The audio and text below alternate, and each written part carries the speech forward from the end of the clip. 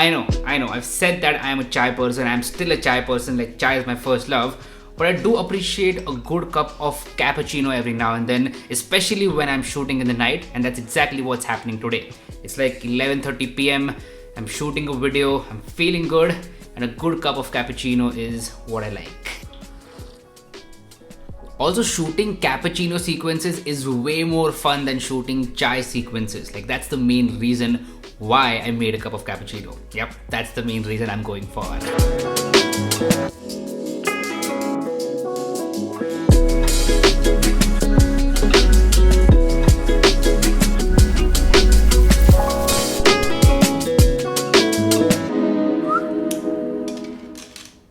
Hey guys, Harsh here and welcome back to Technolobe.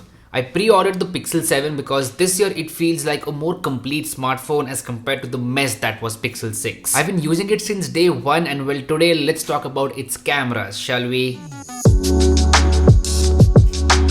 We'll start with hardware. Pixel 7 has same camera sensors on the rear side as last year. A 50 megapixel primary camera accompanied with a 12 megapixel ultra wide. But on the front side we get a new sensor, 11 megapixel or technically 10.8 megapixel camera with an f2.2 lens. One more important hardware change this year with Pixel 7 is the new chipset. Google has a new chipset this year, the Tensor G2, which is supposedly better at image processing, thus producing better images. Well, in theory at least. So the million-rupee question that arises is, does the Google Pixel 7 has great cameras? Well, let's find out.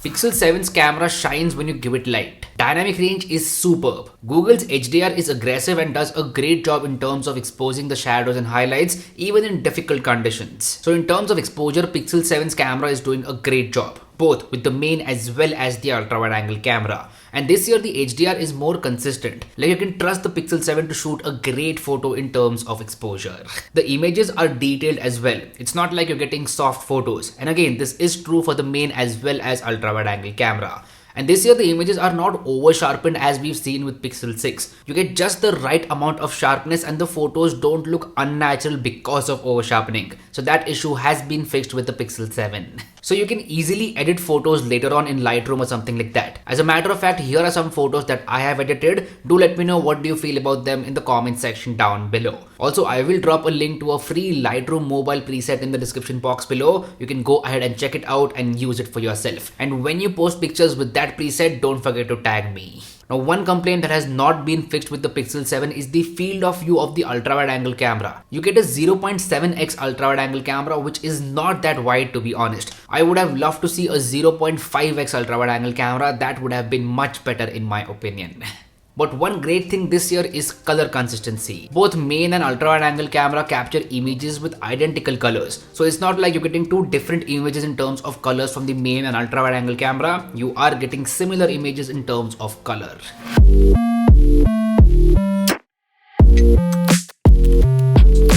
When shooting photos in artificial lighting like in a cafe or something like that, the Google Pixel 7 does a great job. The images turn out to be quite pleasing. Again, Google's image processing is coming into play over here. It's aggressive for sure, but does a great job in providing an awesome image. Dynamic range, colors, white balance, everything is very consistent with the Google Pixel 7's camera. Like 9 out of 10 times you will get an image which you are happy with. That says a lot about the Pixel 7's camera. Also, you don't need to use night sight while shooting photos in artificial lighting conditions. No need at all, you can shoot directly from the normal camera mode. I shot a lot of photos in pretty cafes and restaurants with the Google Pixel 7. In fact, I picked up the Pixel 7 more than my iPhone 13, which says a lot about it. Low light photography is always tricky with smartphones. Here's where most of the smartphone cameras fall apart, but not Pixel 7. Pixel 7's camera can shoot some great images even in low lighting conditions. The image processing is again coming into play over here. Pixel 7 is capable of shooting some really good low light shots, all thanks to night sight. Night sight has come a long way and you can clearly see that with the Pixel 7's camera. Like, I went to a Pratik Kuhad concert the other day and Pixel 7 shot some great photos. You also get astrophotography mode. For that, I would highly recommend to use a tripod or keeping the phone stable in some way because that will give you the best results. Astrophotography mode is exactly how it sounds. If you want to shoot the stars, then you can use this mode. Now, one thing to talk about is portrait mode. Portrait mode is one thing that hasn't improved all that ever since it launched. You can still clearly see a difference between a portrait mode photo and a photo from something like a DSLR or mirrorless camera. Google and other companies as well need to improve their edge detection and background blur to make it more natural. That is very important, and that's my honest opinion about portrait mode. One good thing is that you get portrait mode for video or cinematic blur, which works really well. So if you want to use this feature, then you can definitely do so.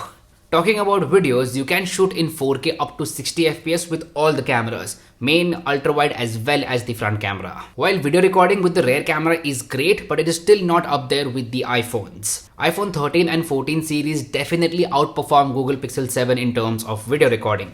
I thought that when Google got control of hardware and software, they'll do great things for videos, but that hasn't been the case with Google Pixel 7.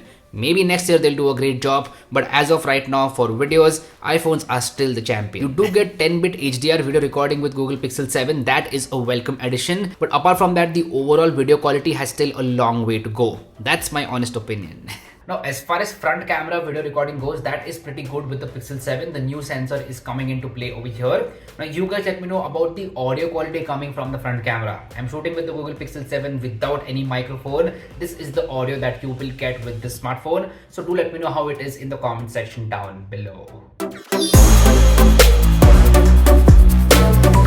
Selfies are great with Google Pixel 7. In fact, they're the best selfies out there in terms of skin tones. Google's image processing does a very good job in terms of representing the accurate skin tones. They have worked on it, they talk about it on stage, and it works really well. Also, selfies are detailed with great dynamic range. Like the HDR mode is working very well with the selfie camera as well. So no complaints in terms of the selfie camera from my side. Google has done a great job over here. All in all, the Google Pixel 7 has a very capable and consistent camera system. It lags behind in terms of video recording as compared to the iPhone 13 and 14, but hey, it costs less as well. So if you shoot a lot of videos and video recording is your main priority, then you should go with an iPhone 13 or 14. But if you don't shoot a lot of videos and are looking for a smartphone with a great camera system, then Google Pixel 7 is a great option for you guys. I will drop a link to it in the description box below. So that's been it. Do check out our Instagram page as well. We have over 200k followers over there. So thanks for the incredible support, you guys. Also, don't forget to hit that subscribe button before you leave. My name is Harsh Punjabi, and I'll see you guys in the next one. Bye bye.